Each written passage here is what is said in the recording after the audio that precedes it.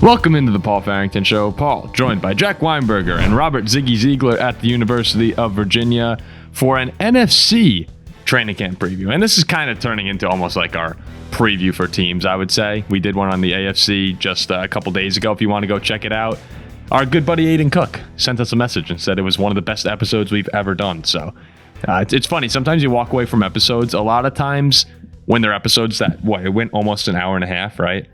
And, we have these headphones on here.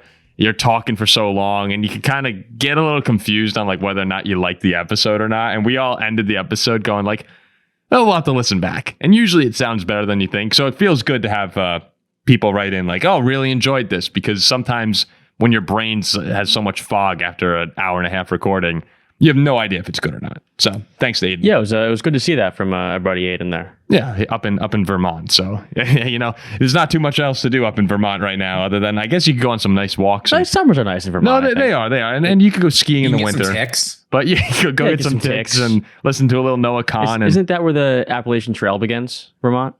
No. Where is it? Where is that? Begins in Maine. Oh, it's or Maine. Georgia, depending on which side you're on. No, I mean like the most northern part is Maine. Yeah, no, it goes to Maine.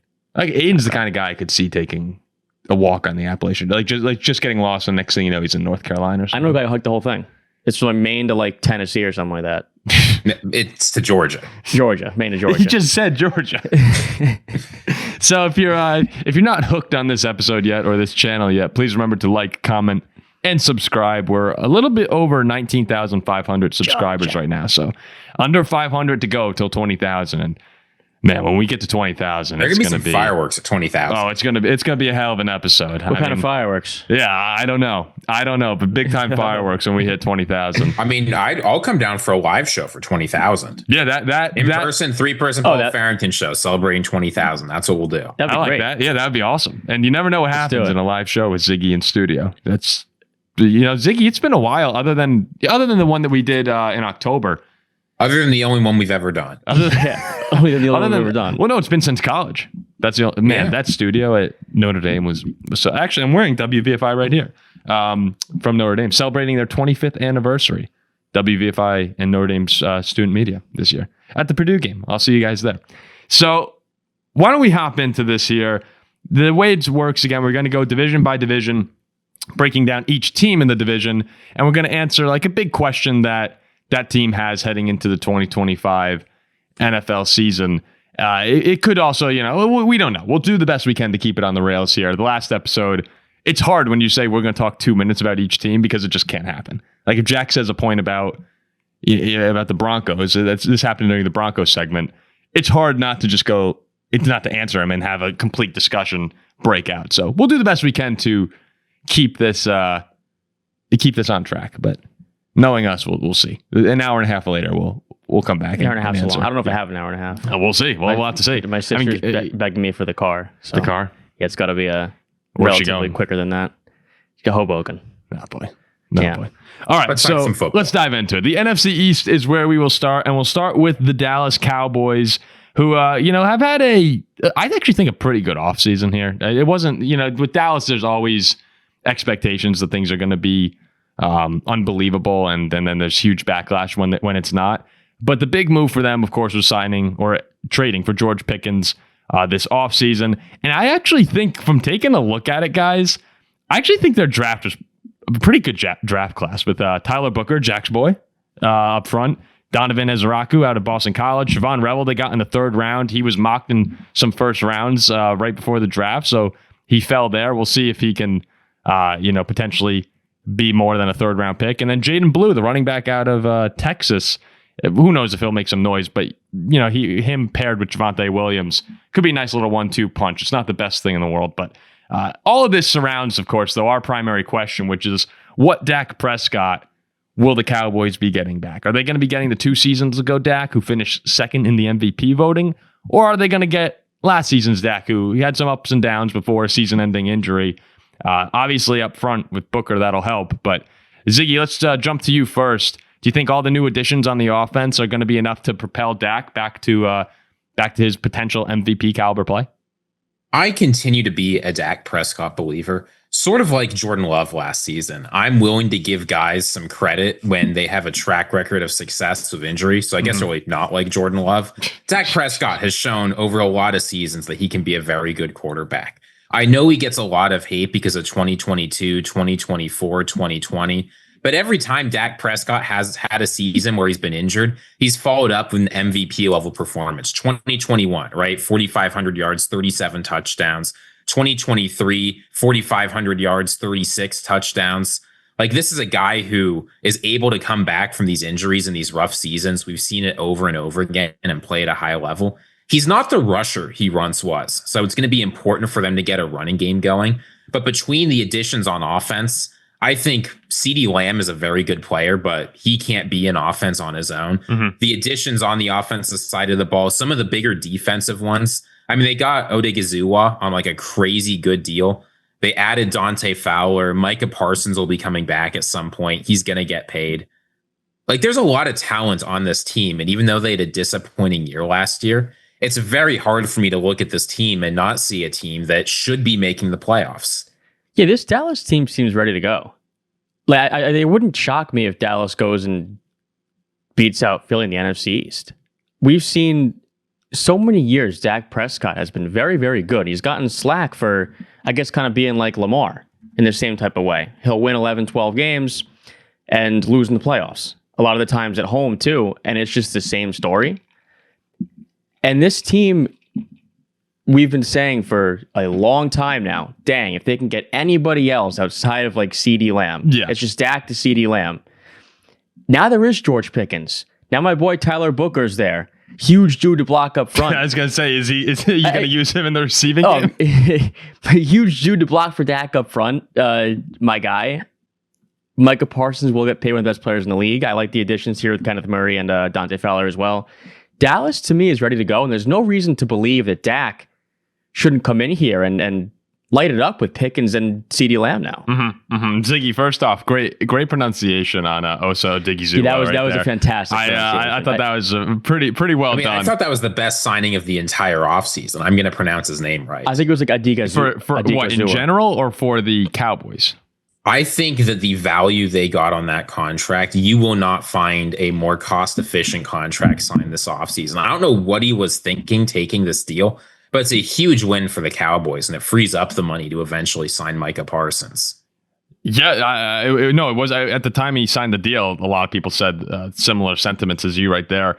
Going over to real quickly on Dak, it seems like he has this every other year.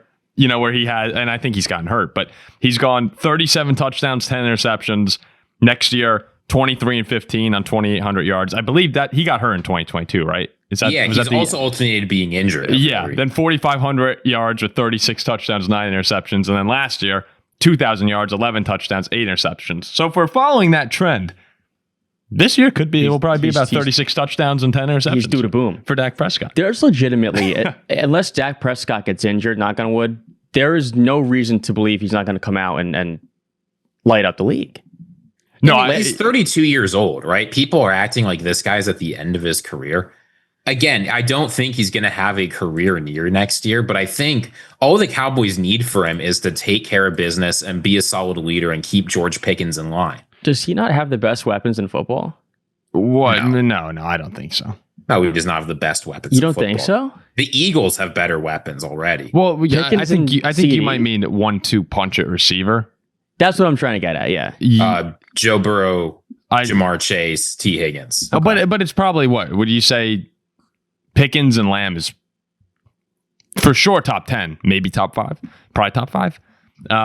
It's certainly top 5. Definitely top 5. I'm trying to think that Waddle and Hill, you could put that right up there. But Jefferson, Addison, no. Amon-Ra Jameson, no. I think it's just A.J. Brown, Devontae Smith, and Puka Devontae Adams. Yeah, Puka Devontae could. What about that could be better. It could be better than Puka and Devontae. DK and Roman Wilson. But all this to say, Dak should be in a nice spot here to have a big year. And if Pickens continues to play at the level that he's capable of, he's not the wide receiver 1, remember, so he's not going to be getting the number 1 cornerbacks. That goes to CeeDee Lamb. That's where I get bullish on the Cowboys this year, and getting back Trayvon Diggs as well. I mean, there were a lot of injuries on that team last season, so we'll see. I like Dallas, so I think we're all believers in the Cowboys. Let's go on to the New York Giants, which kind of a fun team. The more you dive into the Giants, they're amazing. I think the more I'm enjoying actually like looking into them. And the question we have here is, we wrote down with general manager Joe Schoen, who Jack and I have had lunch with at Cava before. Joe Schoen and Brian Daboll, like they're on the hot seat right now. So something needs to happen this year. I think actually a better question framed around New York could be, is the defense actually strong enough to propel them to relevancy this year? And go ahead. You know what the New York Giants are this year? They are the Chicago Bears of a few years ago. You have a rookie head coach come in, have a pretty good year, a career year out of your quarterback, win coach of the year. Could be talking about Matt Nagy, could be talking about Brian Daboll, both QB whisperers from a successful offense. Then things absolutely hit the fan. You've got a decent defense, but one that's a little bit disappointing, that hasn't gotten all the success you should out of the players. You suck for a couple of years. You end up rotating out that quarterback. You draft a rookie QB, and inexplicably, rather than cleaning house and letting some new organization with a functional culture come in, you give that guy a lame duck year. Brian Daboll's getting fired at the end of the year. Jackson Dart is not going to save this guy's job.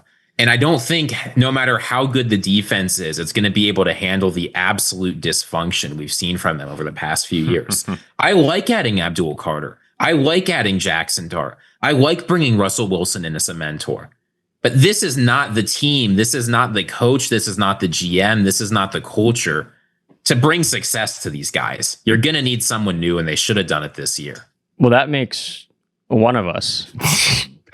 All right, I forgot. Jackson Dart's taking the Super Bowl. Yeah, who doesn't believe in Jackson Dart?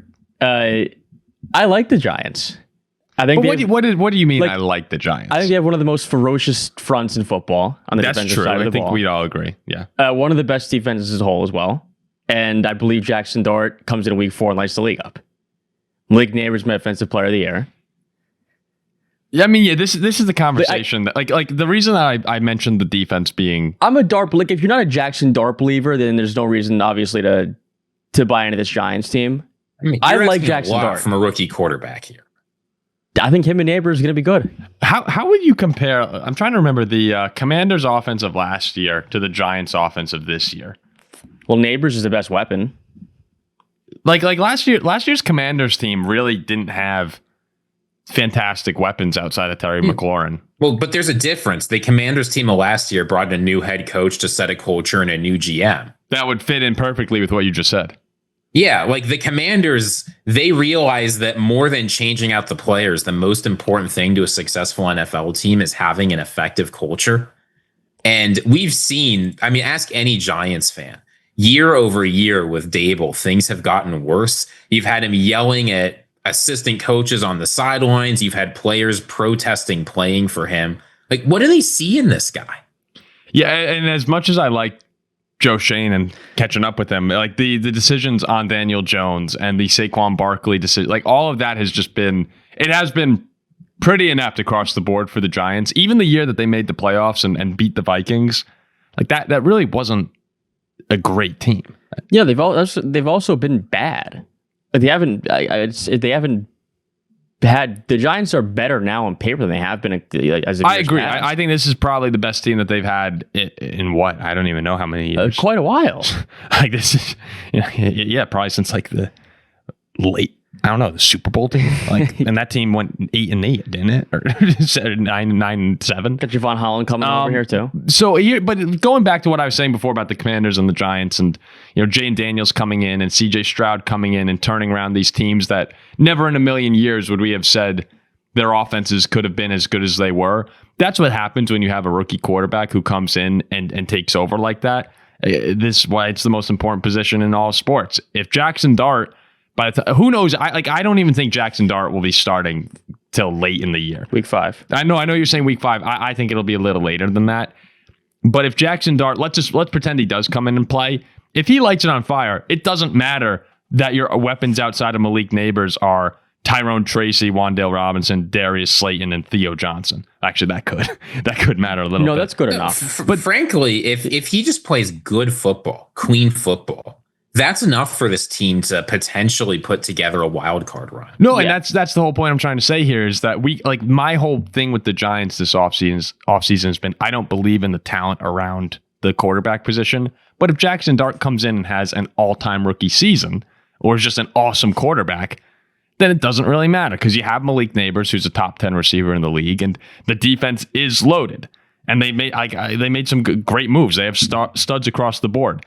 So I personally don't see Jackson Dart coming in. I think it's foolish to predict a rookie quarterback to be not calling you a fool. I'm just mean in general, saying that a rookie quarterback is going to come in and light it up. But if he does, they certainly have the talent to be a wild card team. I just don't think. 2 years. I think if Jackson Dart comes in and plays like a rookie quarterback, this offense is not close to good enough to make some real noise. But we'll see. We'll see what happens with them. I will say though that front seven, like you mentioned, with Lawrence, Burns, you're throwing Carter there. Bobby Okereke has been one of the best linebackers in football. Thibodeau, is Thibodeau? Where is he? He was pretty bad last year, but I think he's still pretty. He's good. They're trying to get something out of him this year. They brought in Javon Holland. They brought in Paulson Adebo. Like there are a lot of good players on this defense for the Giants. So if the offense can be somewhat decent. All right, let's go on to the Eagles here. The question on the Eagles, and this is the question that we saw from one of the articles where we were, mending a lot of these questions, was how will the Eagles handle being the hunted, not the hunted?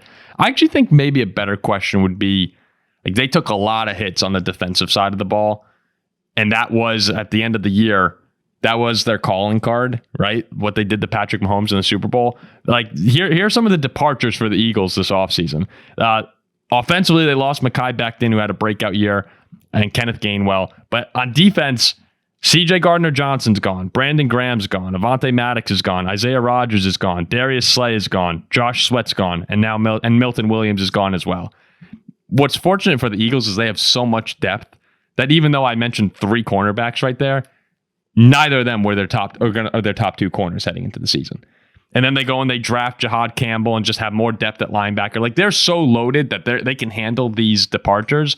But Ziggy, we'll go to, since we went to Jack first, last one.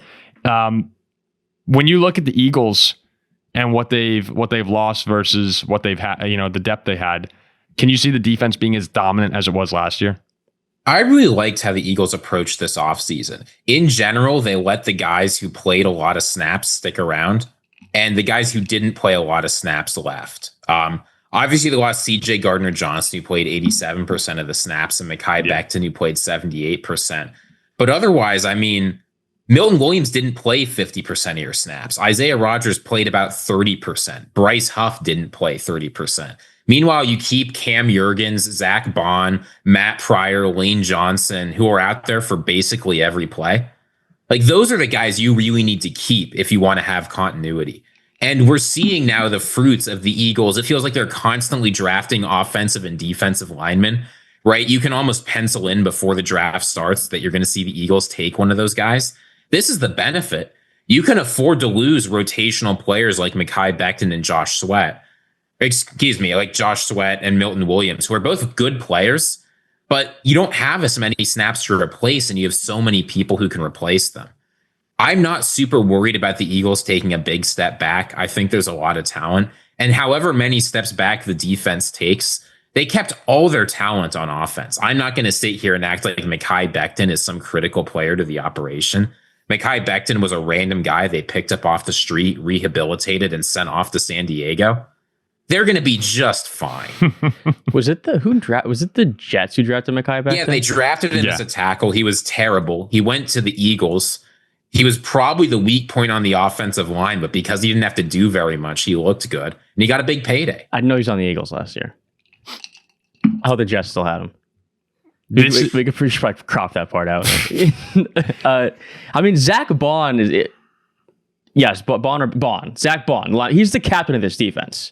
What a breakout last year. As long as he is still there, this is fine. But I do agree with you, Ziggy. Like, we did see in the Super Bowl, it was the Eagles defense which took over. They got to Patrick Mahomes, and it was no mystery. Like, one of the best defenses, probably the best defense in the league. But they kept who they have to keep.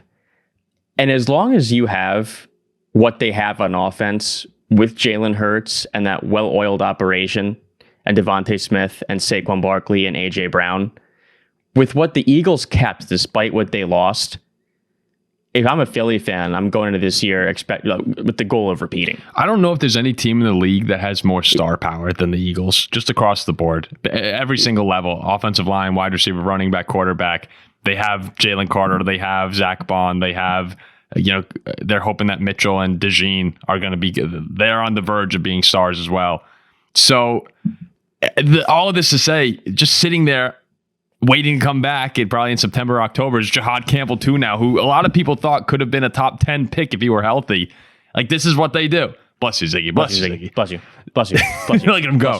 Bless you. This is what they do. They find these value picks. They find these particularly Georgia players, it seems, that are falling in the draft for one reason or another.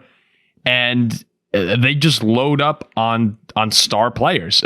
And shockingly, I can't wrap my head around this still, but shockingly, taking the star players seems to be a smart strategy that most teams in the league, for one reason or another, can't seem to catch on to. Their whole defense last year was Georgia and Bama, was it not? It essentially is. Basically. Yeah. And I mean, I think you put it well, Paul. For all the players they lost, they're also getting their real contributors. Like Cooper DeJean and Quinion Mitchell, those were rookies last year. No, they should be much better. And they were going to be the number 1 and 2 cornerbacks anyway. So the guys they lost, and their best defensive players are still there. Yeah, the guys they lost, yes, there are a couple big names in there, but they're not guys like Darius Slay at this point in his career. He wasn't going to be one of the guys. You didn't want to pay Milton Williams the contract he got. Brandon Graham is much older. Like, the Eagles are going to be they're going to be a problem. The Commanders here. We'll try and speed it up a little bit, I guess. When you look at their additions this offseason, they're clearly going all in on Jayden Daniels. Deebo Samuel, Laramie Tunsil, Zach Ertz is coming back. Then on defense, they build up with Javon Kinlaw. They bring Bobby Wagner back again, which, Bobby Wagner just has an unbelievable... I think we've talked about this once before, but if you go on his Pro Football Reference page, it's just absolutely loaded. Like, that is a fun Pro Football Reference page to look at. This is a first ballot Hall of Famer. I mean, no doubt about it, but you don't realize how impressive he's been. They bring in Trey Amos and Josh Connerly Jr. in the draft. Two really good picks right there. And the big losses were Jonathan Allen, who's getting older. Hopefully has another year left with the Vikings. Yeah, right.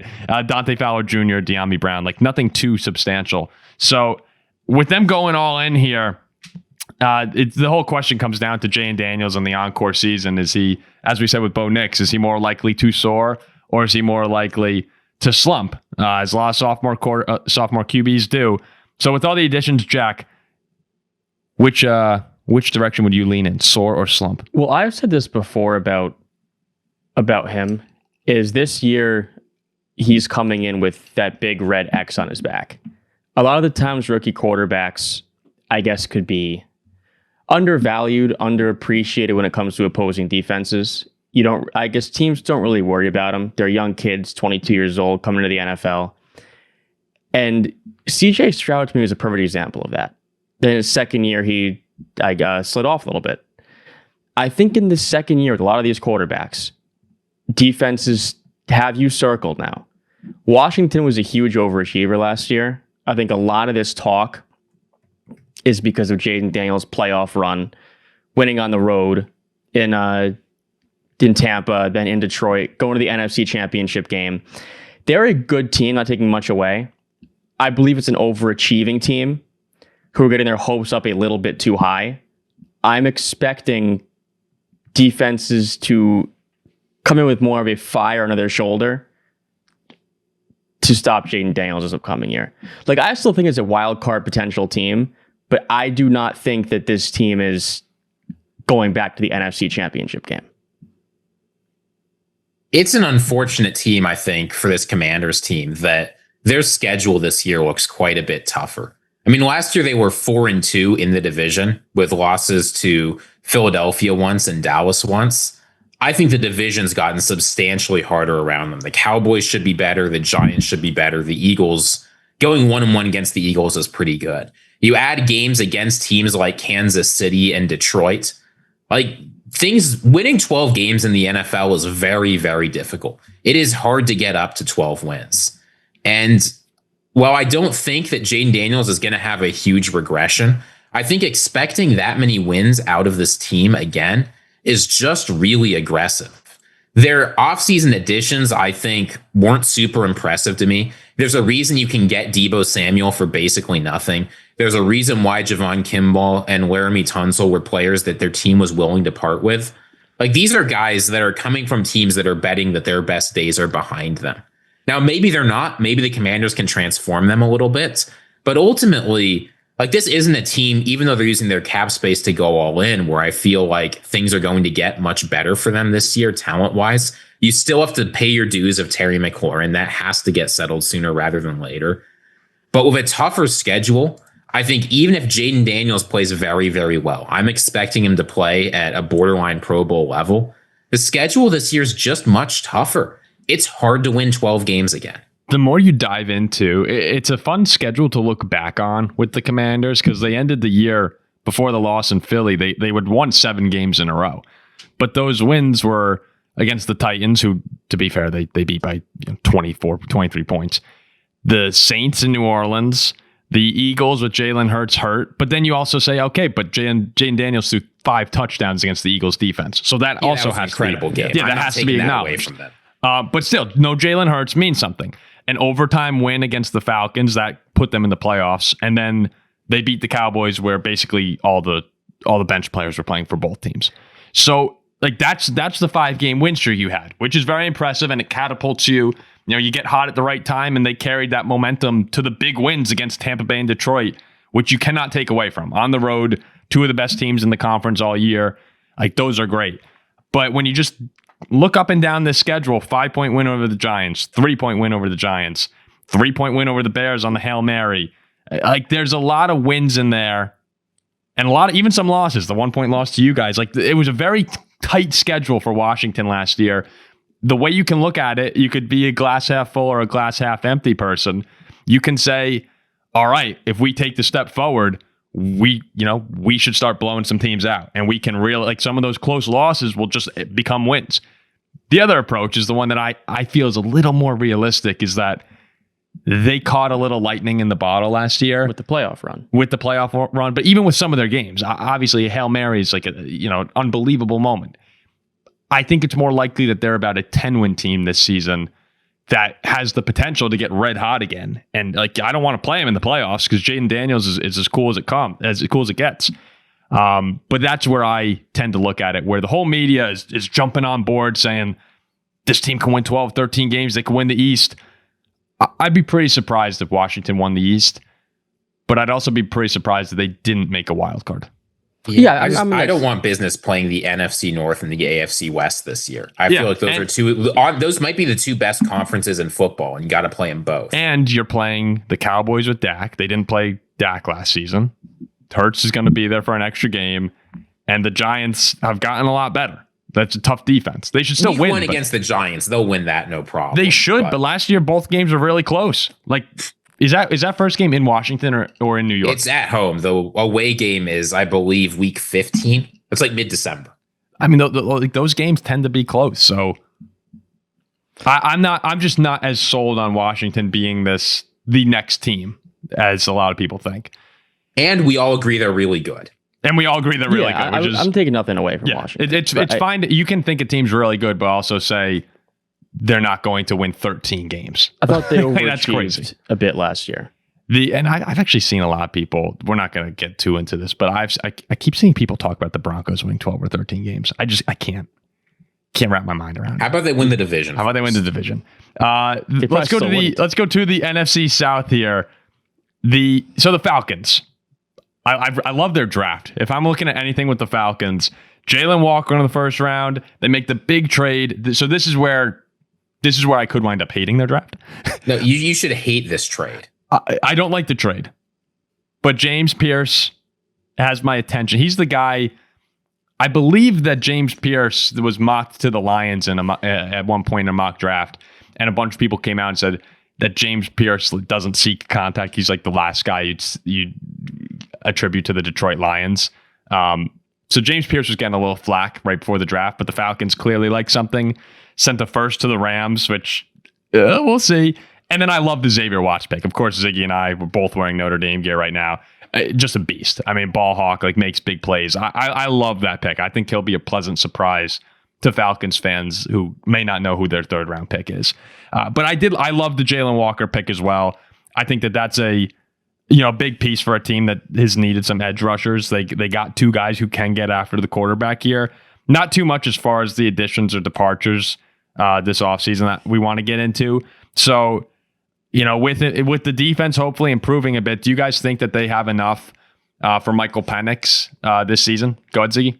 I mean, the thing is, the Falcons have placed a huge bet on Michael Penix being the guy, right? They gave up their first round pick next year to move up 20 spots to take a player on defense. So they really believe, right? Giving up a first round pick is a huge investment. They're saying, we know Michael Penix is the guy. And I think he played solid football last year. It certainly wasn't bad, but I also didn't see him. I mean, it's not like he had a particularly outstanding performance, right? He started 3 games. He was 1-2, averaged 150 yards, 3 touchdowns, 3 interceptions. Like, not a bad rookie performance. He was put in a tough spot. I don't think he was expecting to start, but he didn't light the world up on fire, right? We're not talking about this guy like Jayden Daniels, like CJ Stroud, like Jordan Love when they were leaving their first seasons. So I believe in him. I liked him coming out of college, but I don't think we saw a lot last season to make you super confident that this is the guy to stake your franchise on. Oh, I think you're being a little harsh. How many games last year did Tampa win the division by over Atlanta? It was close, right? 1 or 2? It was 2. It was 2, but I believe the Bucs won both those games, so they had the tiebreaker, so it wasn't close. Well, remember they won the Thursday night thriller where Kirk threw one was like 500. It was like a crazy game. Yeah, the one good game of Kirk Cousins. Well, that's what I was going to say. It's like, wait, who won that game? Was that the Bucs or was that the Falcons? The Bucs won. Yeah, they won that thriller. That was the Falcons won both those games. So the Falcons had the tiebreaker. Yeah, but they were a bunch of games behind. So it wasn't even that close. The Falcons won both and still lost the division. Falcons won both. The division was 10-7 for Tampa, and the Falcons were 8-9. So the Bucs won by 2 games. Yeah, without even having the tiebreaker. I mean, this Atlanta defense has been so horrible. Like, they did probably the best that they could in this offseason so far is to help on that side of the ball. Kirk Cousins was bad. I don't see Penix being much worse. I'm a believer, though, in the weapons that Atlanta does have on offense. Are you? That's like my question. Yeah, I think Drake London is good. You're worried about Drake London and Bijan Robinson, but not Michael Penix? No, it's not. I'm not worried about that. I'm worried about what they have beyond that. Like, I'm looking at saying, who's that next guy? Like, is it going to be Kyle Pitts? Well, how many years in a row have we said that? Well, I don't think that's the problem. I think no. The defense is the problem. It was the Atlanta defense getting carved up. The defense is absolutely the problem. But I'm saying, like the offense is. I'm not looking at this offense saying, oh, they're good to go. London's a good receiver. Like they had. Yeah, no, Drake London is really good. But I'm not top 10 wide receiver, a top 10 running back, and a top 8 tight end. That's good enough. Look, I think that's fine. It's fine enough.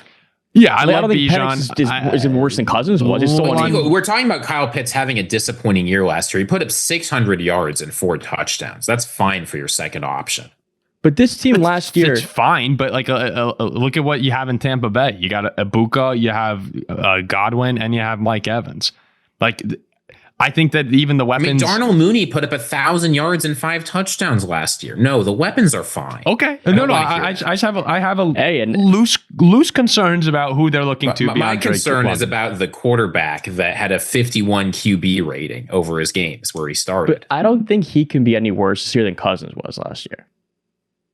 And they've still won 8 games with no defense. Yeah, they had no defense. Like, I actually think that. Ziggy, I thought your assessment. Sorry, you could finish that thought. No, I was saying now too. You got my guy Divine Diablo over from the Hokies, from Blacksburg, Virginia, baby. Good hustle, Jay. But I thought Penix last year actually. I know he didn't light the world on fire, but he played 3 games. What I'm saying is he didn't give you I don't want to place a big bet on Michael Penix being good when we didn't see anything particularly good from him. We didn't see anything particularly terrible. What are you saying by putting a big bet on Michael Penix? Trading your first round pick next year is a big bet that you're going to win the division and make the playoffs. If you don't make the playoffs, you just traded a pick in the top half of the draft to move up 20 spots. Yeah, I mean, maybe they love James Pierce. Like, could that also be it? I know that they're taking him with the first pick they had. I like Jalen Walker more. Like, there's a chance. I agree with you that their eyes are set on something bigger than 8 wins this season. But I'm also not totally sold on Atlanta not being in love with James Pierce as like a number. When they saw him on the board, we're like, we got to make this move. I mean, Walker, Pierce, and Diablo are 3 solid additions on defense. And I like Watts too. I really like Xavier Watts. But the whole thing though with Penix is that I would just want to go back to for a second. Comes in, beats the Giants soundly. The next 2 losses were both overtime games, and I know that one of them was to the Panthers. But they scored 38 points. I mean, they came in, scored 34, 24, 38. Like, he was putting points on the board. The offense is not the problem. Yeah, but I'm saying, like, when you look at Michael Penix, there are a lot of questions because we only saw 3 games. But I was just responding to Ziggy where I don't really know if we should have any opinion on Penix. I wouldn't be too down. I wouldn't be too high. But that's why I'm a little concerned with wanting more weapons is because, I think he's going to be good, but I wish he had someone else to help get the ball to. I like Darnell Mooney. I think Mooney's good, but I'd rather have him as a 3 than a 2, if that makes sense. But he came in and he made, remember the great throw against Washington on Sunday Night Football to force overtime? Like, that was a kind of drive to me where I sat back and went, if I were a Falcon fan, I'd be like, damn, we got a guy. I was confused for a sec there because he played at Washington, so I was trying to remember. No. Do you remember the Sunday Night Football game? It was a great game. I was like, against Washington. I thought he played for Washington. Then I remember, yes, I do remember that throw. That's the game that effectively knocked out the Falcons, if I'm remembering correctly. Because I think they were also chasing down a wild card spot / the Bucs. But they're one of the more intriguing teams coming into the season. Because the Bucs have had a stranglehold on that division. I think it's 4 straight. In Tampa? They've won a lot. Is it 4 or is it 2? It feels like a long time. It feels like it's been a long time. Oh, yeah, because he went back to Brady, didn't it? Yeah. Yeah. So it's been, we talk about the Chiefs winning 9 and the Bills, like the Bucs have dominated the NFC South. I mean, the last time the Falcons won the division, they lost in the Super Bowl. Yeah. Let's get to the Panthers here. Oh, God. Notice how I go. Like let's move along. We have our longest discussion on Michael Penix. Yeah. Okay, I'm gonna start using timers here to speed this along. Will Bryce Young continue his positive trajectory? When you look at the Panthers this offseason as well, they made a lot of moves on the defensive side of the ball to get better. They bring in on the D-line Bobby Brown III, Tershawn Wharton, 2 decent-sized deals there. Trayvon Moehrig, safety. He's the TCU guy, right? Back in the day? Moehrig? Yeah. Yeah, I loved him back in college. Mayrick, sorry. I'm sorry. Back in the day. We studied that for a draft show, I remember. Yes. I think I was a very big fan of him when he was coming out. And then, again, Nick Scorton out of Texas A&M, who Jack had, you had him like? No, I like your number 10 overall pick. No, Shamar. You hated Scorton. But he was a second-round pick. And then, obviously, in offense, getting Tet McMillan out of Arizona with a top 10 pick should help Bryce Young. The offensive line took a huge jump last year after being one of the worst in the league in 2023. They were a top 10 unit in 2024. Still room to improve as well. So good ground game. It was a big deal, of course, for Chuba. Offensive line played a lot better, and now he has the best weapons of his career as well. Are you guys buying Bryce Young? Are you buying your guy Bryce Young, Jack, to make another leap in 2025 I'm not buying him. This team won't make the playoffs. I still don't believe he's. Are they a sneaky wild card threat or not at all? No, not on your radar. I don't believe that Bryce Young is that good of an NFL quarterback. I think he's better than Caleb Williams, and he actually had some decent games last year. If you think he's better than Caleb Williams, I think to some degree the Panthers can make noise. Well, the Bears, but you also think Caleb Williams is the worst. The Bears winning 0 games. Yeah, so the Panthers win like 3. He did have a lot of moments last year in some games where I'm like, this is not the Bryce Young that I know. He impressed me a little bit. Like, he did improve and got better. This was probably one of the 5 or 10 worst lines in the league last year. Upgraded that. Ground game is strong. I do like the receiver out of Arizona. 2 years ago. 2 years ago, one of the worst lines. Right. I do like the receiver out of Arizona. Arizona. There you go. I wore this for him today. Tet McMillan. there is good reason to believe that having seen Bryce Young take a bit of a jump and improve as the season went on last year, and now to probably have his best team around him that he's had, of course there's reason to believe that Bryce Young can go into this season and have a decent year. Are they going to win 10 games in the playoffs? I don't think so. Can they look okay and not like a garbage in the dumps franchise? Yes. I'm somewhere in the middle. The Panthers will be drafting a quarterback in the first round. It's that simple. 30-year breakouts basically never happen. And people are sitting around talking about the season Bryce Young had. You'd think he had a good season as a rookie quarterback or as a second-year quarterback, and he didn't. I mean, he threw for 2,400 yards, 15 touchdowns, 9 interceptions. People talk about the end of season run he went on. He beat a Falcons team in overtime that had nothing to play for. He got blown out by the Buccaneers. People say, wow, he didn't throw any interceptions. He lost 48-14. No, that's not a good game. And then you had an overtime win against the Cardinals. But if you set those games aside, and I admit he played okay in those games, you're looking at a season that still wasn't very good. So you're expecting a guy who's had one of the worst rookie seasons we've ever seen, and then a mediocre second year to suddenly start playing good football in his third year. That basically doesn't happen anymore. There was a time in the NFL where that happened with some more frequency. It has been a long time since we've seen a third-year breakout at the quarterback position. Bryce Young is not going to be the exception. He definitely played better, though. You have to give him at least a little credit there. Bottom of the barrel to maybe 28th best quarterback. That's just because he was so freaking bad the year before. The expectations were set so low after his first season that rudimentary quarterback play was seen as a big step. That could be the thing. But it was a big step forward because he was horrible. And I think that I genuinely think Anthony Richardson has a better chance of putting together a good season than Bryce Young. Bryce Young does stink. Like the unfortunate truth, he stinks. I'm not willing to say he stinks. Quarterbacks that break out, there's 5 guys more likely to break out than him this year. Like this was easy for me to see when he got crushed in the chip by Georgia. Like just easy. I think Bryce Young's I think he's a tough kid. I thought that being benched and then coming back and playing a lot better, and you talk to everyone who's watching him and they're like, he made significant strides. He's in year 2 with Canales. I think I'm not all aboard.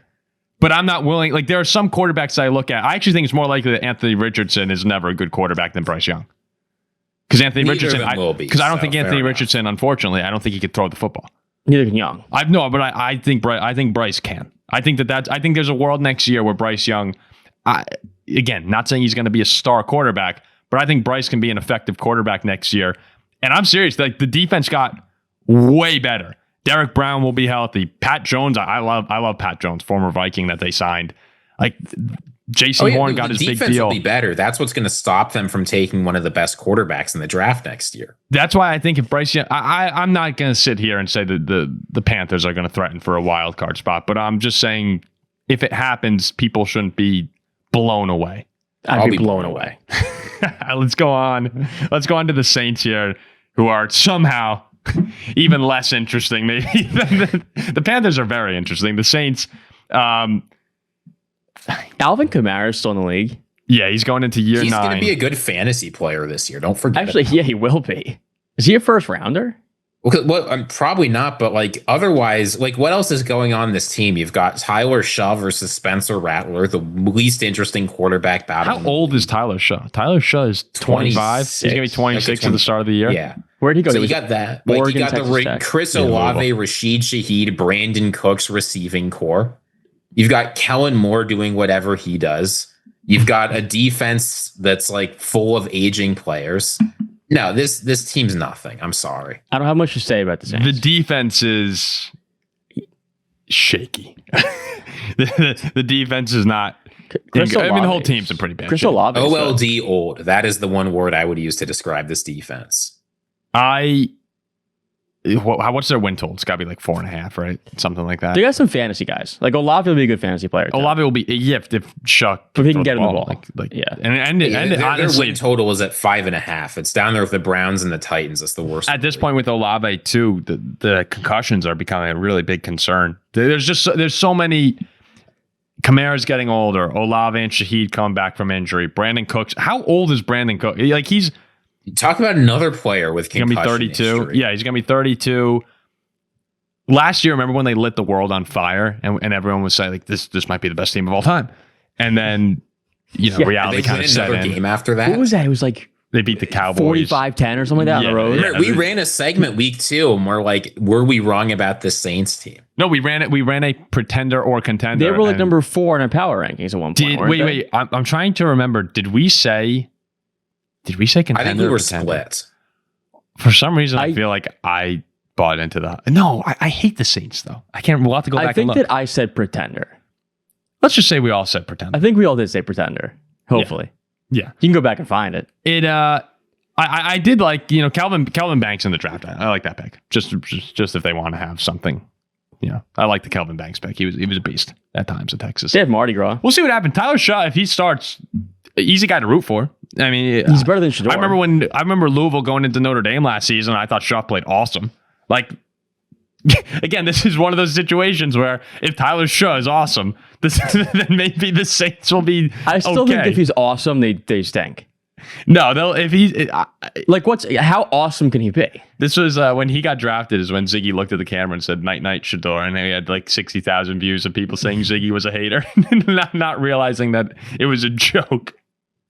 Okay, let's move on to the Bucs here. So as we said, the Bucs have had a stranglehold on this division. They had a really big problem last year on defense, where their run defense, 97.8 yards per game allowed, was 4th best in the league. Defensively, though, in the passing defense, 4th worst in the league at 341.8 yards per game. Antoine Winfield being hurt for a lot of the year did not help. But the big problem was they just could not get after the quarterback. They're trying to alleviate that by bringing in Hassan Reddick, who, is Hassan Reddick, who instantly comes in and brings stability wherever he goes. So we'll see how that works. And they didn't address that in the draft until the 4th round with David Walker out of Central Arkansas. So nothing really fix a weak pass rush than Hassan Reddick, the reliable. He's great. And a Central Arkansas. You know him? Central Arkansas. He destroyed the Division I AA. Yeah. Did you actually watch him? No. Oh, okay. No. But they didn't really have too many offseason additions or departures. I did really, despite not attacking the edge rush position, I really like Emeka Egbuka. And in the 2nd round, they drafted Benjamin Morrison out of Notre Dame, who I really like as well. So hopefully he can help that pass defense. But we'll see. Third different offensive coordinator for Baker in 3 years there. But Ziggy, when you look at Tampa, they've been stuck in this kind of like, we're good enough to win the South and good enough to threaten the 1st or 2nd round of the playoffs, but not really taken seriously. Did they do enough defensively for you to change your opinion? I think that's going to be, as long as you have Baker Mayfield as your quarterback, barring a Vikings level super team around him. Baker Mayfield is a good quarterback when healthy, who can win you a fair number of games, but he needs a lot of support on both offense and defense to be able to consistently bring home the bacon. And as you said, right, the defense last year, it was not one of the better defenses in the NFL. I don't think the offense can get a lot better. I mean, I like the Egbuka pick. I think it's a great pick for the future, but I don't think the offense can get a lot better because it was very, very good last year, right? Barring them taking like Joe Burrow and the Bengals level elite, they're not going to be much better than they were last year. I don't think the offensive coordinator changes much. Baker's a veteran at this point. It feels weird to say that, but he knows what he's doing in the NFL. He's proven that he can play sort of whatever's thrown at him. No, I don't think they're going to take another step forward. I think it's going to be another year of contending for the division. Their fans will point to the fact they won a couple good games, and they'll win a couple good games. But when it comes to playoff time, they'll win 1 or 2 games at most, and that's that. I think that's accurate. Look what happened last season. They get to the playoffs, and Jayden Daniels, who's red hot, comes in there and takes advantage of a vulnerable defense. And year before, they blew out the Eagles and then lost to the Lions. I mean, hold on a second. I mean, they could have won that Commanders game, and then the Lions have been one of the best teams in the league, and they took it down to the wire in Detroit. Lots of things could have happened, but unless you're asking a team that, as you said, hasn't improved very much to do something different than they've done the past 3 seasons. Well, I guess I'm starting to play. They'll do that. I'm starting to play a little devil's advocate here, but we talk about the offense not being able to take a leap. they finished the year without Chris Godwin. And now if you're adding in Godwin and Emeka Egbuka to the team that lost to the Commanders in a really tight game, like that's where you can say the offense takes a jump, is they were playing without two of their two best receiving options coming in after Evans. Baker Mayfield is not going to do better than 4,500 yards, 41 touchdowns, and 16 interceptions. He probably won't, but Baker I'm saying that MVP last year. He was right up there. He had MVP numbers last year, Baker Mayfield. Yeah, the offense, it's hard to have an offense in the NFL that's much better than that. In the playoffs, he had another great performance. It's tough to do much better than completing 80% of your passes for 200 yards and 2 touchdowns. I'm just saying, when you have like the game on the line against Washington, like those sorts of, I'm trying to remember, did he go on? I'm trying to remember how that game ended. I'm looking it up right now. Well, I'll tell you, when you have the game on the line as the Buccaneers, what's going to happen is your defense is going to give up a score. Then that's what happened against that's what it is, right? Jayden Daniels is going to take the team down the field, score a touchdown, the game's over. Can Tampa go into the playoffs and beat these guys? Yes. Like they can. There are teams who can't. Tampa could. But it's one of those games where legitimately everything has to go their way. For the defense, probably, yes. But that's what I'm saying. Like everything. Like the offense, Baker's to do his thing. The defense has to make their stops. And last year, defense we're talking about Baker being better, and I think that actually it might just be like, can Baker come close to replicating that? And that's where I would say, yeah, he can come close to replicating that. And that's where the additions of Godwin and Egbuka really help. So if you have Baker Mayfield playing at close to that level, yeah, if you're playing Detroit, like they could win that game. I agree with you. I don't think the defense got good enough where I put them on the same tier as any of these top dogs in the NFC. But if they win the division again, they can win they can be back in the divisional round easily. And from there, you never know. Like that's what happened with the Commanders. I just don't think they have the consistency to win out. I think and I think that's probably the right take. I'm sure I'm playing a little devil's advocate, but to have, like we have it right here, the 97 yards per game on the ground, and 340 no pressure on, like 341 through the air, no pressure on the quarterback. Their pass defense was bad, but I think a lot of that stems to not being able to get to the quarterback. Like if an NFL quarterback has time to throw, he will find receivers. Yeah, and so if Reddick comes in and is awesome and on this prove it deal, then that could be a big game changer. And then look who you're playing in the playoffs. You're going to play Jalen Hurts and Jayden Daniels and Dak Prescott, and that's the problem. And like, what did Tampa do do they do much? What in terms of the defensive side? Up front, yeah. Oh, yeah, no, it's Reddick. You're relying on Hassan Reddick coming in and being a... but they were great against the run. Changer. So, that's good in terms of you're playing Detroit and Philly. Those that's what they want to do against you. So they can at least... Wait until you get Hurts going to Brown and Dak going to Lamb. Yeah, that's where it's hard. It's hard. I mean, that's why these teams are so difficult to beat. All right, let's head to the NFC North here. We'll try and keep these like 10 minutes each division here. Yeah, we'll keep the NFC North brief. That seems likely on this show. Let's start with the Bears. So Ben Johnson, is he up for the new task of improving the offense? The big moves, they bring in Jonah Jackson, Joe Thuney, Drew Dahlman up front. Defensively, they signed Dayo Odengbo to a 3-year, $48 million deal. Grady Jarrett, 3-year, $43.5 million deal. And they bring in Kyler Gordon at cornerback. Lose Keenan Allen, but otherwise not too much. And then in the draft, you have to say, exciting draft for Bears fans with Colston Loveland and Luther Burden as their first 2 picks to give Caleb Williams even more weapons. And they try and bolster the line with Ozzie Trapillo out of Boston College and Shamar Turner, defensive tackle out of A&M. So a lot of big moves. This has been a very, very active offseason for the Bears, very exciting offseason. So, yeah, the question just straight up comes down to, do you think... with the roster being the way it is, do you think Caleb Williams takes a jump? And obviously no. Jack thinks no. You see that picture with the blue nails and the flower in his hair? Yeah, no, he's not taking a jump. Do you think, Ziggy, that do you get excited from the Colston Loveland and Luther Burden additions? People really aren't talking about that. By those. Here's what makes me excited. The Bears were the single worst coach team in the entire NFL last year. Everything basically coaching-wise that could have gone wrong. From the scheme to the leadership to the culture, like everything went wrong. And still, the Bears were not that bad a team. I know it was disappointing relative to their preseason expectations, but they were close in a lot of games against good teams. They managed to win a few despite having a tough schedule. And despite Caleb Williams being basically thrown to the wolves with no direction, to the point where he couldn't get the coaches to look over film with him, he still had a solid, a slightly above average rookie season. Now, that rookie season was disappointing relative to expectations because people thought he was entering into an incredible situation for rookies. And on paper, he was. But when you look at all the facts, last year, Chicago was not a good time to be a good rookie quarterback. Do we know if Ben Johnson will be a great coach? No, but he can't be worse than the regime they had before. I think that some competent leadership will improve this room way more than any draft picks could. And the draft picks aren't that bad. I mean, adding a tight end, adding a wide receiver, adding 3 solid players on the offensive line. 2 of them I'm pretty confident will be solid. Jonah Jackson, the jury's still out.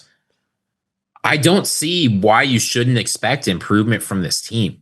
They just need competency. You 1,000% should see improvement from this team. Last year there was excuses, and I'll give that to him. Like, there was excuses for Caleb Williams, there was. But they've really done all they can now, Chicago, to put his best situation around him. And now there's no excuse. Like, now there's pressure he has to perform. Do I expect improvement? It's hard not to improve. I just do not love this guy as a QB. From an offensive standpoint, you can't do much more than bring in a completely new interior of the offensive line. You give him a new weapon in Burden, a new weapon in Loveland. Rome Odunze is a first-round pick. He should get better. DJ Moore is a stud.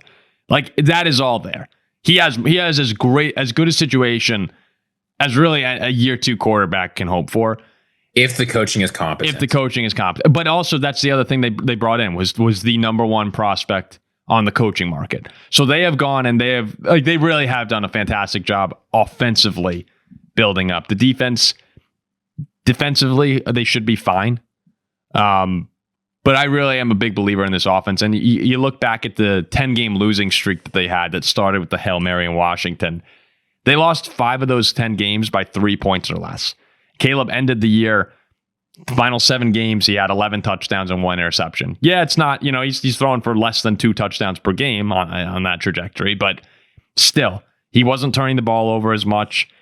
At the end of the year, his sack total was 2,271. So I know that 7 in there jumps out, but he did a better job for someone who sacked 68 times last season. He did a better job. He did improve. So that's, if you're a Bears fan and you're looking for those, like, where can we find positive points here? It's Caleb got better at the end of the year. You had so many big offseason moves. And then I still like that win against Green Bay in Lambeau Field to break. I find moral victories. I know a lot of people say they don't count, but I thought going on that game-winning drive to break 11 straight losses to your arch rival. It's an exorcism. I liked the mentality the Bears had going into that game. I can't remember what their saying was. It was something just like starts now or something. And I think that we might look back on that Bears win over the Packers the way we look at that Lions win over the Packers a few years ago, where they had nothing to play for. Green Bay was trying to go to the playoffs with Rodgers, and Detroit came in and beat them. And that's the mentality. And I know Ben Johnson wasn't there when they won that game, but the players were there. A lot of those same players are there, and that could be the shift in mindset that changes things. Speaking of the Lions, Ben Johnson, Aaron Glenn are out. John Morton and Kelvin Shepard are in. Lions fans seem furious that people keep talking about coordinators and not players, which we agree, right? On this show, yes. Well, Jack thinks coaching is irrelevant. Especially me. Ziggy and I do acknowledge the importance of coaching, but I will never come on this show and say that coaches are more valuable than players, especially when you talk about you'd rather have Brady than Belichick. That's obvious. You always want the great player. Steve Kerr had a great line when he was talking about his quote unquote free agency as a coach. Before he joined the Warriors, the Knicks were begging to bring him in, and Kerr just went like, "Yeah, if I went to the Knicks, we would have sucked." I went to the Warriors. A bad coach will ruin your team as surely as bad players will. Yes, you have a god awful. Oh coach. yeah. Then that's the thing where I could have won with the Warriors, coaching the Warriors. That team, that's just not true. That Kevin Durant team, I think you could have. Yes, but the other Warriors team would have fallen apart because Jack would have had no idea how to manage those personalities. That also, yes, like Steve Kerr. As a coach, people think about scheme stuff or whatever. Your biggest job as a coach is keeping a bunch of highly competitive people working together and getting along. Steve Kerr is a great head coach. I do agree with that. I think the biggest job of a coach is keeping personality management. Yes, is management. Oh, and that's what Kerr did. Like if Kerr being a great coach can help take a great team to a, what's the word I'm looking for? A dynasty. Keep him in check. Yeah. So the Lions this offseason, a couple big losses in Zeitler and Ragnow up front. Carlton Davis leaves, but they bring in DJ Reed. Otherwise, not too many other additions. Derek Barnes signed a big extension, but in the draft, they go Tyleek Williams in the first round out of Ohio State, Georgia up front with Tate Ratledge, and later on they drafted Isaac Tesla out of Arkansas, receiver in the third round. So, they try to help fortify the lines a bit, get some of those replacements. But the whole thing is the guys coming back, as we've mentioned so many times. Hutchinson will be back. Aleem McNeil will be back. DJ Reader will be back. You can go on and on the defensive side of the football. I don't know how much we really need to get into it because we talked about so much, but I guess for someone who's new to the show, we can mention it. I think Detroit is in line to be, I think they're the best team in the NFC when they're healthy. I don't think they're going to win 15 games again. I think they'll win 10 or 11. I think 11 wins is a fair number given that schedule. But I do think they're a better team. I'd be more scared playing Detroit in the playoffs this year than I would be last year, even though I don't think the record will be the same. Yeah, but I think it's I go back and forth on them or Philly being number 1 or number 2, but Detroit is... It's very close. I think a lot of people I've heard are overreacting to Ben Johnson not being there anymore. Like, this team is so loaded and now healthy again as well. It probably is the best team in the NFC. Yeah, I mean, I have no question that that's true. You have no question that they're the best team in the NFC? Yeah. Wait a second. I thought me coming out here saying they're the best team. You guys talk about the Eagles like a dynasty. How? Well, Detroit, they were. I was kind of excited to come out. I like this Eagles team a lot, but I feel like when everybody's healthy on the Lions have about as much talent, but I like their quarterback more. This pisses me off. I thought I was coming out with how many times have I said I think Saquon Barkley is going to take a step back next year and Jahmyr Gibbs is going to take. All right. I guess we're all on the Lions. I mean, we had a Lions fan saying Tyleek Williams should be on our all NFC North first team as defensive tackle, and I'm not going to say I agree with that because that would be sort of silly. But at the end of the day, this Lions team is stacked with talent. And when you took almost all that talent away on defense, they still won 15 games. And they were number 1 seed. Had their defense injured. Yeah. All right. I'm not worried one bit about this. How can you not be on Detroit?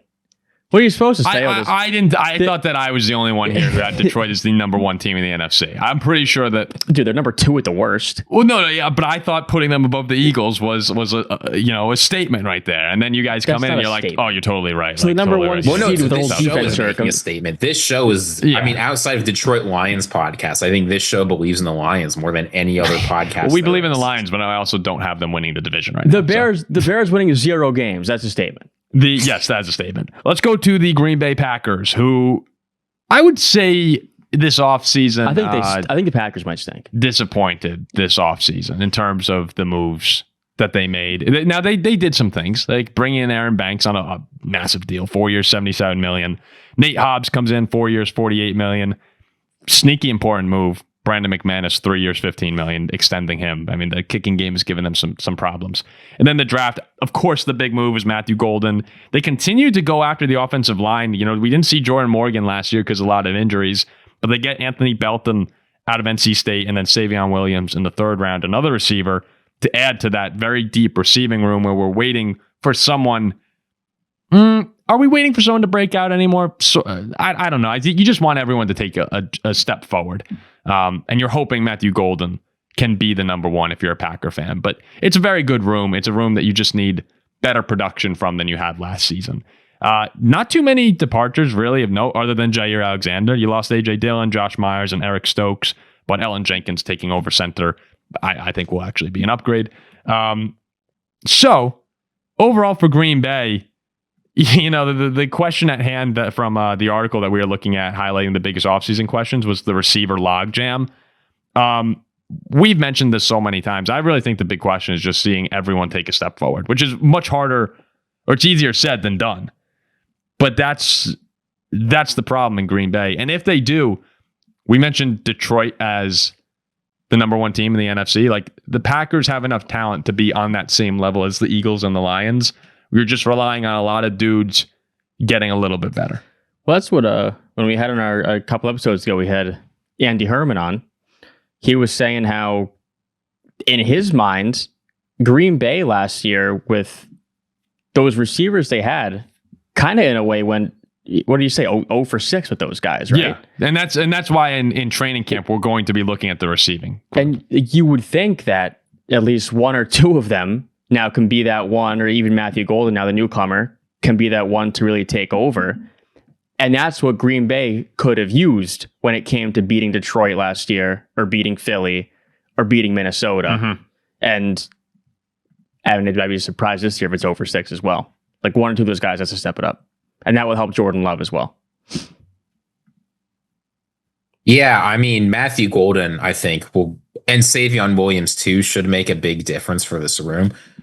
Like a lot of Packers fans, I think I wasn't super impressed of the free agency additions. I thought Aaron Banks was a huge overpay. Nate Hobbs, I'm willing to give them some credit for seeing something I don't. But at the end of the day, last year, the Packers had a top 5 defense, borderline top 5 defense without Jair playing. I'm not that worried about that departure as I've gone back, looked at the film, and thought about it.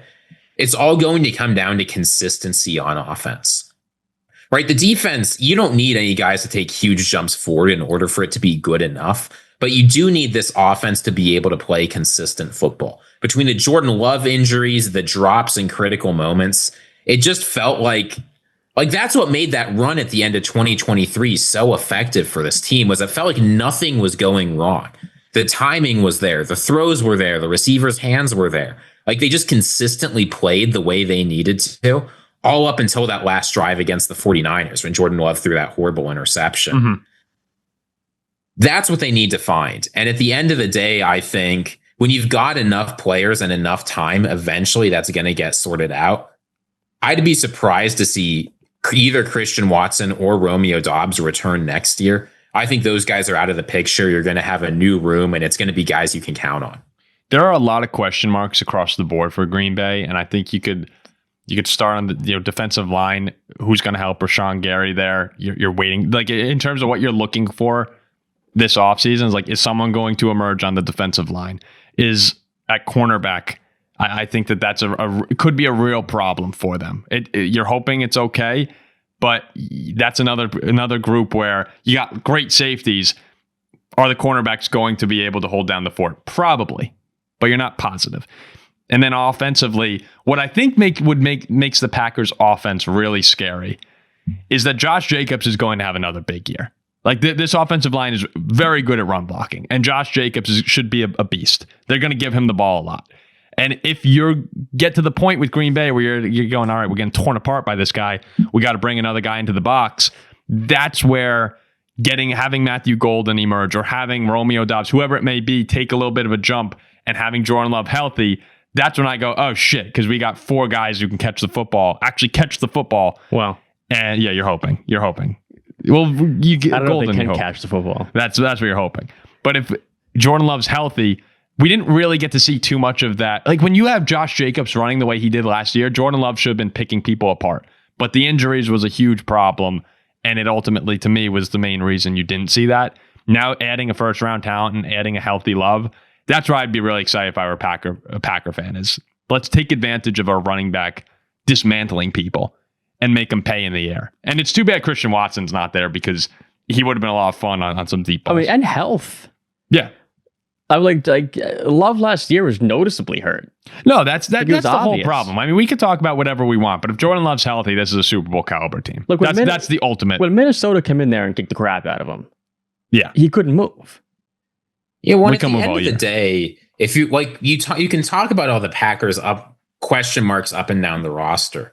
But if I were picking a team, I'd rather be the Packers and have like 4 or 5 like little question marks than be in a situation like the Minnesota Vikings, where you have basically no question mark except like 3 really, really big ones at the most important position in football. Right? So like that's all like they only need okay outcomes at some of those for things to work out great. Instead of some of these other teams like the Bears and the Vikings, where you need a really good outcome at one position. Yeah, if you're picking your problems, you're taking Green Bay's over the Vikings right now. And that's that's why they're in many people's eyes a Super Bowl contender. All right, we'll wrap up the NFC North with the Vikings here. The big question everyone's going to talk about is JJ McCarthy ready to help this team that's moved on from Sam Darnold.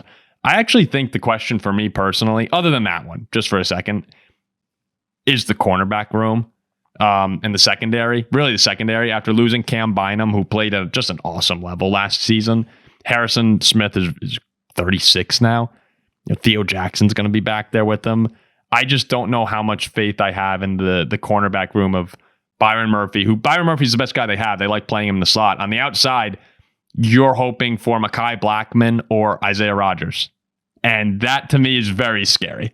Like I need one of those guys to come in training camp and just light the world on fire, because we can have the best pass rush in the world, but if our cornerbacks if they can't cover, then I'm very nervous. And that's actually, to me, like I'm hopeful that JJ's going to be good, but in the back of my mind, I'm like, man, this cornerback room is a little scary. Yeah, go against those Packer receivers too, and Amon-Ra and the Bears with DJ Moore and all those guys. Yeah, you need good cornerbacks. So Ziggy, do you echo my sentiment on the cornerbacks, and then just give me your faith level in JJ McCarthy? I'm actually not that worried about the cornerbacks. Even if the secondary is not great, Brian Flores is the sort of guy that can cover up a lot of those issues. Like, that's not my biggest worry. At the end of the day, every single team in the NFL wins or loses with their quarterback. It is what it is. That's just how the NFL works. That's why these guys are getting paid 50, 55, 60 million dollars a year. That's the only question I have of JJ McCarthy. Imagine JJ McCarthy's very good and our cornerbacks end up being weak and we have to rely on some like aggressive blitz packages. Whatever. Who cares? We just won 11, 12, 13 games. Yeah, I don't care about our cornerbacks at that point. Imagine you've got like Byron Murphy turns into a lockdown corner. He takes that next step and JJ McCarthy is putrid. Congratulations. You won 4 games of football. That it is what it is, right? We saw when Sam Darnold wasn't good last year, nothing else mattered. If the quarterback's taking sacks and can't get the ball out, nothing else matters. I mean, yes, I know that. I was just trying to. I understand. We have to have some variety on this show. We have to talk about the cornerbacks. It's training camp starts next week. The offseason's basically over. I can be honest now. JJ McCarthy's the only thing to care about on this team. And unless the Lions plague spreads to us and every player on defense fractures their tibula, no. Who cares? It's JJ McCarthy. That's all I'm watching. The tibula is a bone. Didn't you study? I took an anatomy class. Don't give it a degree. Unless it's Ziggy's combining the tibia and the fibula. I'm thinking of tibia and the fibula. Yeah. My bad. Okay, I was gonna say, yeah. He did. Jack did take an anatomy class. Yeah, I did. I got a. You're right, Jack. You owned me. I got a C- in anatomy. Yeah, no, you're right. I mean, Ziggy, you're totally right. And we could say the same thing for the Packers, same thing for the Bears. If Jordan Love sucks, it doesn't matter. If Caleb Williams sucks, Jordan Love, he's not going to suck. He might be only okay, but he's not going to be putrid. Caleb Williams, who knows? But JJ McCarthy, we have no idea. Yeah, I guess you're right. This guy could be Bryce Young. The floor. Well, I think Aaron Jones. I'd sign up for Brett now. I think Aaron Jones have 3,000 yards in the ground this year. Aaron Jones? Yes. Aaron will get hurt before he has 3,000 yards. That's why Jordan Mason might. Come in, McCarthy will turn it around, hand the ball, and just. I'm super pumped about the offensive line additions. I like. We'll wrap up the Vikings here, but the move they were very aggressive this offseason in building a perfect environment, even better than the one that they had last year for JJ. Getting Will Freeze and Ryan Kelly, drafting Donovan Jackson, that completely revamps the interior of the offensive line. You got 2 of the best tackles in the league. Jefferson and Addison, as good as it gets on the outside. And then bringing in Jordan Mason will help spell Aaron Jones, who, yes, does have injury concerns, especially You can't rely on him as a workhorse running back at this point, but he's vital to that offense as well. And I haven't even mentioned TJ Hawkinson. So I think that the offense truly is plug and play now for the quarterback. And if JJ can sling it, the Vikings should be very, very good. Like if JJ McCarthy approaches one of the last 2 rookie seasons we've seen from Stroud or Daniels, approaches it, the Vikings can go to the Super Bowl. But that's asking a lot. No, they can't. Oh, 1,000% if JJ McCarthy. They can make the championship game. If the Commanders did it last year, so can we. Yeah, and if McCarthy can approach it, you'll also get blown up at filling the championship game. We're a much better team than Washington. All day. Oh, I take that. Oh, of course. Okay, of course. Yeah, you can't win a Super Bowl. But you can get merged in the 100% playoffs. can win a Super Bowl. How could they not? If JJ McCarthy plays like Jayden Daniels last year? No, you said approach. Okay, let's say he's a tier below. He has to play like Jayden Daniels to a T. But we're way better than the Commanders. I don't think you're way better. As a roster. You're not way better. I think so. I don't think you are. I think you go position by position in most spots we win. McLaurin. Jefferson. What? Stop it. Okay, we're moving on here. All right, let's wrap up. Let's do 2.5 minutes on each of these NFC Wests. Let's actually do that. I'm gonna run a timer. Okay. Okay. Unless why are you upset about that? You want to dive in? No, let's go. How about a minute? Ready? 2.5 minutes. Here we go. We'll start with the Cardinals. Defensively, a lot of great moves this offseason. Walter Nolan in the draft. Will Johnson could be a steal. We'll see on the. I say great moves. A lot of question marks, but guys who could have really big seasons. High upside moves. Josh Sweat. They brought him in on a 4-year, $76.4 million deal. Dalvin Tomlinson. Calais Campbell, again, older guy, but they've completely revamped their defensive line, and they've really done a nice job, I think, of giving themselves some higher upside heading into this season. Offensively now, they did not do much to address. They needed a little help there. They extend Trey McBride, but really what you're going to need to see is the Marvin Harrison jump that we saw. Malik Neighbors is a top 10 receiver in the league. Marvin Harrison did not perform at the level that was expected. To me, I like Kyler Murray, but we're going to need to see a little bit more help out of the receivers this year from Arizona. Yeah, I'm with you. I know Ziggy's a huge Cardinal guy. I'm probably a little bit less on them. For me, I don't think the issue is the receivers. I think the issue is Kyler Murray. I think he's a good quarterback, but I thought the receiver mistakes were mostly on him, not on the receivers. But yeah, this team it feels like they've got all the pieces. They just need to put it together. Does it feel like they have all for them the in 4 or pieces? 5 years? Does it feel like they have all the pieces? You've got a guy who has sometimes looked like a franchise quarterback. You've got a guy who could be a wide receiver 1. You've got a lot of talent on defense, but they haven't played up to those expectations yet. But they've gotten close enough that you have to believe they can, even though they won't. I like Jonathan Gannon too. It also is so tough for them because they're they're out there with the Rams and the Niners now, who stunk last year. That's not going to happen again. They're in a roadblock, the Cardinals. Well, the roadblock might actually be in the form of Kyler Murray, like Ziggy said. You get great Kyler. A couple of years ago, they're 9-1, and then Kyler struggled. And also, something like Marvin Harrison wasn't as advertised. No, so that's where it comes. I agree. Yeah, for most of these teams, we can talk about the quarterbacks and taking jumps or not. But Kyler does truly have elite upside. He can play that well. Yeah. He just has to actually get it together. Yeah. So that's the big question for Arizona, of course. But I do really like some of the moves they made on defense to get. How much time was that? 2:32. The Rams. Pretty good. On to the Rams. Perfect. Yeah, onto the Rams. So the big moves for them, we're bringing in Devontae Adams this offseason. That was a huge one. Defensive line, they bring in Poona Ford on the D-line. That's a great addition. Yeah, draft, they didn't have a first-round pick. Terrence Ferguson was their second-round pick out of Oregon. But they lost. A lot of big losses. Bobby Brown III gone, defensive line. They lose Jonah Jackson, the guard, who, I guess he got benched. So is that really... That's the Bears, what the Bears get. Cooper Kupp, Demarcus Robinson, they're also gone. Christian Roseboom, linebacker, is also gone. They had, obviously, the huge surge from their rookies last year in Brain Fisk and Jared Verse. But the question is, I guess, I personally trust the offense. Do we all trust their offense with Stafford?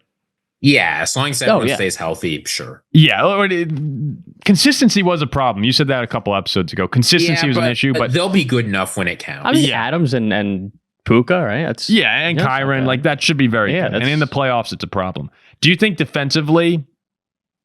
Didn't you call Jared Verse like the most overrated player in the league? Jared Verse had a solid season, but people are acting like he lit the world on fire. Do you think they've improved enough defensively? I'll say this. I did not understand the Poona Ford contract basically at all. But you read stories the offseason, Sean McVay decided that this was the guy they had to have. He was calling Poona Ford 4 or 5 times a day, trying to get him to sign with the Rams. Like somehow after that season, he had with the Chargers, which I didn't think was that outstanding. He looked at Poona Ford and was like, this is the guy. We have to get him on our team, and that will be what transforms our defense. Classic McVay. Who am I to doubt Sean McVay? Right? This guy is a much better coach than me. He's much smarter than me. He knows much more about football than me. I doubt Sean McVay. Sure? What has Poona Ford showed you in the NFL where you think this is the guy who's going to turn you from a mediocre defense to a defense that can shut down Saquon Barkley? Look, they're good enough. They've got young players. It's good enough to play in your division. Come playoff time, Poona Ford is not going to be able to get it done. Ziggy, McVay loves the Poona. Yeah, he's always chasing it. He's always chasing the Poona. I mean, have you seen Poona Ford is 5'11", 310.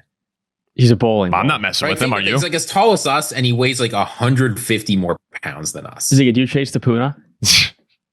The moves up front, though, yeah, you got to stop Saquon, and they got destroyed by him twice last year. You gotta stop Christian McCaffrey now. No, you gotta stop McCaffrey. But I actually do. I think that their D-line is, I think it's pretty good there. I look at the cornerback room and the secondary, and I sometimes have some my doubts. I know we had the whole Akello Witherspoon debate a while ago. But yeah, I like the Rams a lot. I think their secondary plays well. That they're a pretty solid roster in terms of being complete. So just get in the playoffs and let Stafford do his thing. But yeah, that's where I have my concerns, the back end of the defense. But I like everything else. And I think Devontae could be a lot of fun. That was 3:15, so we're doing okay. Let's finish up here. We got the Niners and the Seahawks. The 49ers, a lot of extensions, or a lot of big deals. Purdy, Juszczyk, Kittle, Fred Warner, a lot of the names that we're familiar with. Now, I wouldn't call the Juszczyk thing an extension. That's not extension, re-signed. But the problem in San Francisco is the departures. Aaron Banks gone, Leonard Floyd gone, Dre Greenlaw gone, Talanoa Hufanga gone, Jordan Mason gone, Deebo Samuel gone, Charvarius Ward gone. Jalen Moore, I don't know a lot about, but he's also gone. Sorry, they got Upton Stout. Yeah, they got Upton Stout. They'll be fine. But think about it. All those names I just read there, I mean, those are some big time, like 49er guys that you remember. When they had these Super Bowl teams, like Dre Greenlaw is a beast. I know he's been hurt, but Deebo was a beast. Like, when we think of the 49ers, a lot of those guys come to mind, and they're either A, past their prime, or B, off the team now. So we looked at their schedule, and it's easy to say they're going to win 13 games, which I think I've said. They're going to win 12 or 13 games. But it's not the same 49er team. So I'll ask you first, Ziggy, being out in California recently and being able to scout. With all the departures that they've had, how much is on the shoulders of Brock Purdy to you to be able to carry this team to a Super Bowl? Because that's what they want. The 49ers are trying to do what the Warriors did of the 2 timelines thing. Well, we're in the second timeline now, right?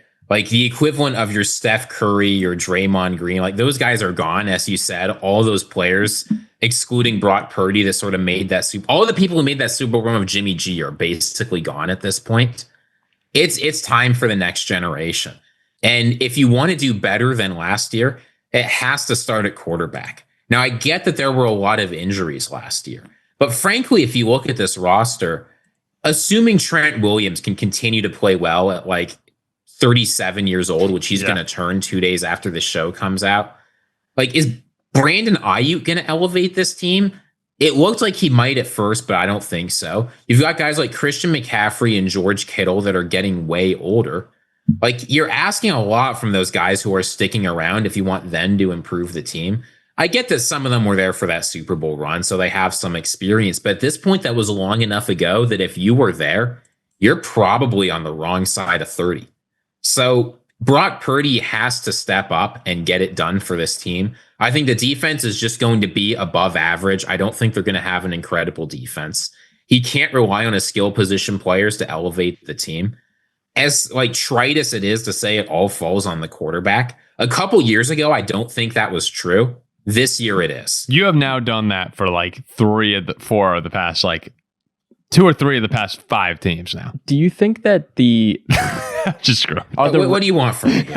Who's the best team in the West here? The Rams or the Niners? Do you think? I think if they play in the playoffs, I think the Rams will win. Who's the favorite from the best North? team's The West. Seahawks. Wow, are you trying to end this 49er discussion? Do you think it'll be the Seahawks? I think I've talked myself into thinking that the Seahawks are the best team in this division. And they've Sam Darnold. Wait, 1 second. Just 1 second before we go to the Seahawks. Just for a moment. I think the 49ers are intriguing. But do you think they're past their window? Like well, that's what Ziggy said. They're trying for the second window here. The schedule's so light that I do think they'll make the playoffs. They might win the division. But what's tricky about San Francisco is I don't think they're going to stay healthy. Like there's a lot of older dudes who have had injury problems. I don't think they'll stay healthy. If they do, they can beat anybody. But if McCaffrey goes down, now we're relying on Purdy. Like they're still good enough to beat the Panthers. Like they'll win those games. But I think it'll be a little bit of fool's gold with the 49ers record-wise to how good they actually are. Like the Vikings last year. And it's a perfect comparison. That's 100% fool's gold. That's to a T. I just nailed that. I don't know if we were fool's gold, but maybe like a team that's really good compared to beats up on the average teams, but yeah, not on the level of the Eagles or the Lions. Like that's kind of how I view the Niners, and I just think a couple injuries. I don't believe in Purdy to carry them when he needs to. I think when they're all healthy, they're a force. But I don't think they're going to stay healthy. I mean, who can though besides guys like Josh Allen and Patrick Mahomes? No, not a lot. But I really don't think Purdy can. And then they think he can. He's one of those guys. A lot of people think Purdy's a top 10 quarterback in the league. I think he's closer to like 16 or 17. But more of a system. Not even system, but you need the good teams. Like if the Lions have a crappy roster, Jared Goff is playing awesome right now, but I don't think Jared Goff is gonna. I think Jayden Daniels carried the Commanders last year. I think that Stafford might not be able to carry anymore. For one game he can. For a couple games he can. But yeah, that's where like the 49ers, I do think that they're going to win like 12 or 13 games. And I think they're probably going to win the division. That's a lot of wins. No, it's a lot. That's a great season. It's a great year. But I'm very concerned about the injuries. If they stay healthy, yes, they can beat anyone. But I just don't envision that happening. Last team, Ziggy's NFC West champion, Seattle Seahawks. Can you believe I'm coming out here defending the Seahawks after all the crap I've given them for years? Oh, what's really fun about the offseason is like our opinions are going to change like 10 more times. Like you have feelings come in and out. And then week one, what I always feel like with the Vikings, I get super pumped up, and then week one rolls around and they do the same shit that they've done every year. Like the exact same team. And it's just, I'm like, why did I even like the whole offseason? I'm saying that's not going to happen to Seattle. So Seattle's big move obviously was bringing Sam Darnold on the 3-year, $100.5 million deal. They add Cooper Kupp and Marquez Valdes-Scantling to help replace DK Metcalf and Tyler Lockett. So, I mean, that's your swap right there. Darnold, Kupp, Valdes-Scantling versus Geno Smith, DK Metcalf, and Tyler Lockett. That's what you're looking at mostly with this team. And then they make maybe a future Hall of Fame draft pick in selecting Gray Zabel out of North Dakota State. We've said it a few times. You get a guy named Gray Zabel on the offensive line from North Dakota State. Farmer. That to me is as clear-cut stud as you can get. You know the name of the high school he went to? What was it, like Corn Shuck? Riggs. Yeah. Oh, that's even more. Gray Zabel out of TF Riggs High School in North Dakota State. We've got Gray Zabel. Yeah, this is a guy who I'm thinking can bench press. Like he's probably bench pressing cows. Like Who do you think wins a fight? Current 26-year-old me or Gray 15-year-old Gray Zabel. 15-year-old. 15-year-old Gray Zabel could probably do 20 reps on the bench. But about 10-year-old Gray Zabel. It gets close. That's where it gets close, you think? Yeah, I think you could take 10-year-old Gray, but I think he's a boulder. What age do you think he takes me? 13? 13. Yeah, 13. Then they got Nick Amianware out of South Carolina. A couple Kyle Hamilton comparisons with Nick. Ziggy shaking. I mean, look, that's what happened. Like, there were a couple, not from me, but there were a couple. Heartbreaker Milrow. Jalen Milrow, in the third round, and Elijah Arroyo out of Miami. There's one of your Miami guys in the second round as well. So a very active offseason. And before we get to Mike Macdonald, because I want to say something about him, let's just say, do you guys think when you look at Seattle, just give me a yes or no. You could, I guess, elaborate if you want. All right, is Seattle Ziggy? All right, Ziggy, let's just go to you. You're saying they're going to win the West. Why do you believe so much in them? So I'll say a couple things. One, I'm going to take some of your thunder on Mike Macdonald because I think that's an important part of it. Seems to be a theme on today's show now. Defensive coaches are hired all the time to bring successful defenses with them from one team to another, and it basically never works. It worked last year, right? We're talking a team that went from 28th in points allowed to 9th without making a lot of changes in the personnel. Mm-hmm. This guy knows what he's doing. So you add in, I think you got a better quarterback than Geno Smith and Sam Darnold. Sam Darnold's just a better version of that. At this point in their careers, you get a better version of Tyler Lockett and Cooper Kupp. You get Marquez Valdes-Scantling. I don't care about DeMarcus Lawrence. This is a team with a lot of talent where it felt like last year, I'm always big on head coaches who do well in their first year having a big impact in the second. Because the first year, you're doing all this work, transitioning to a new system, different way of doing things. Like leaving the Pete Carroll era was hard, right? That defined this franchise for so many years. Moving on from that's going to take time, but they got success. They were very good by the end of the year. The Seahawks team was a team no one wanted to play. And going into year two with, I think, a better quarterback, a better offense more generally, and a defense that is entering year two of Mike Macdonald, I think they're going to be the most consistent team in the division. A division without any obvious super teams. Consistency is going to beat out Flash every time. And they have good salmon out there too. They actually could be awesome. I'm just going up and down here. You see the vision, right? I see the vision. Like, I get that losing DK Metcalf sucks, but DK Metcalf would give you a back-breaking personal foul every time you needed something. No, I see the vision. The offense, I'm concerned about the line, and I think that's a very fair concern. But we're just talking about Gray Zabel, the greatest guard to play in the history of the NFL. Gray might be the greatest guard ever. But if you have four of the guys who stink, it's just hard. I'm a little worried about the line because we saw the problem that Darnold had. Like in that, I mean, the playoff game was the quintessential what can happen to Sam Darnold if the line doesn't show up. So if the line performs, yeah, like Jackson Smith and Jigba and Cooper Kupp is a fun duo. And I love Kenneth Walker when he's healthy. The player I'm watching most on this team to see what happens with them is Charles Cross. Because if you have a strong left side of the offensive line between him and Zabel, it can be good. It's hard to think of tackles that have been more up and down than Charles Cross. At first, I thought he was a breakout guy. Then it looked like he sucked. Then he looked like another good player. Like, I don't know what I'm supposed to do with him, but if he can put together a good season, if one of the sides of your offensive line is strong, for Sam Darnold, that's enough. PFF gave the Seahawks the 30th ranked offensive line. Yeah, well, that's because Charles Cross had some of the highest PFF grades of the whole season and some of the lowest PFF grades. Sorry, Darnold's mobile. He can get out of it. The last thing I wanted to say was, as you mentioned, with Mike Macdonald, the same way that people talk about Ben Johnson and these upcoming offensive coaches, these like young Mike McDaniel, the young creative offensive coaches, he is like that on the defensive side. And I don't think a lot of people are giving a lot of credit to it because, like, if he was the offensive mind, he'd be right up there with all these mentions of like, oh wow, like a stud coach. He did have the huge turnaround, like you said last year, and he did have the turnaround of the Ravens defense when Harbaugh stole him from his brother.